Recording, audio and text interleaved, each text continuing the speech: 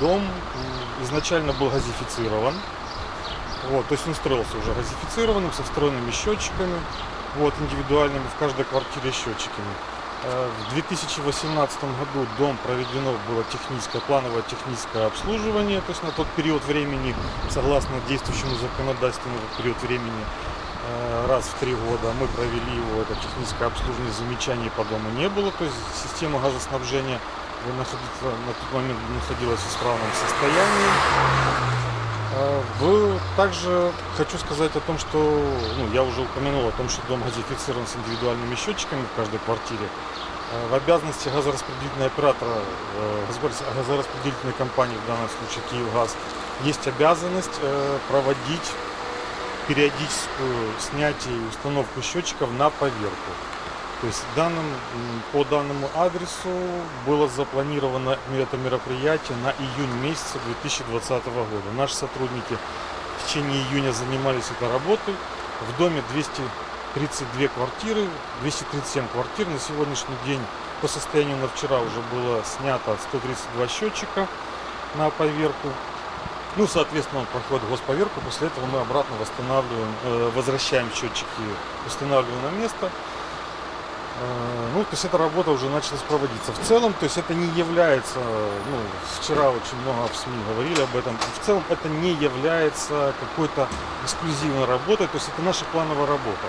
То есть мы в 2020 году уже на сегодняшний день сняли и установили после поверки порядка 5500. Только в июне месяце больше 1000 штук счетчиков мы установили.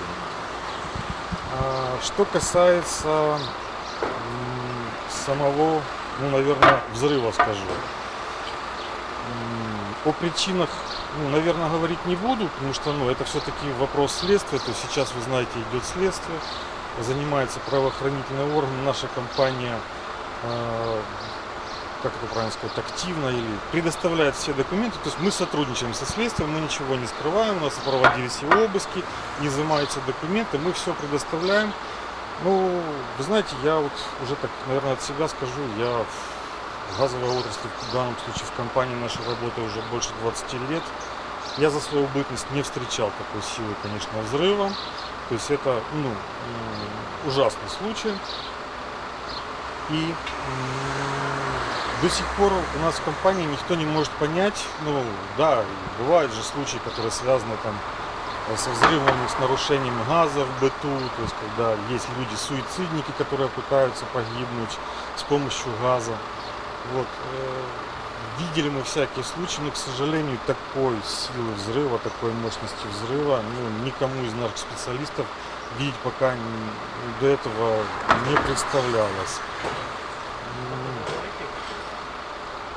Вытока газа не было. То есть нигде, никакими документами, то есть ни фактом, каким не было подтверждено о том, что там есть выток газа. То есть были люди, которые говорили вчера.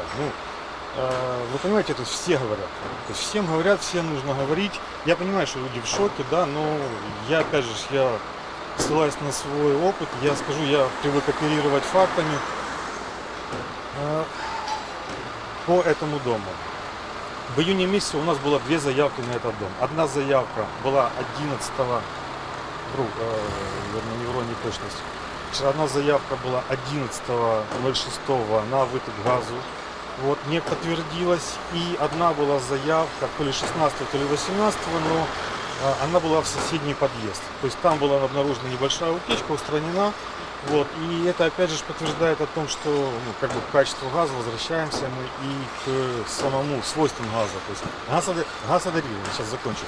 Газ, он адарирован, он имеет очень специфический запах, то есть это специальная процедура, трансгаз, то есть оператора газотранспортной системы, то есть у них на входе перед подачей в распределительную компанию, то есть там стоит специальная установка, которая адарирует этот газ.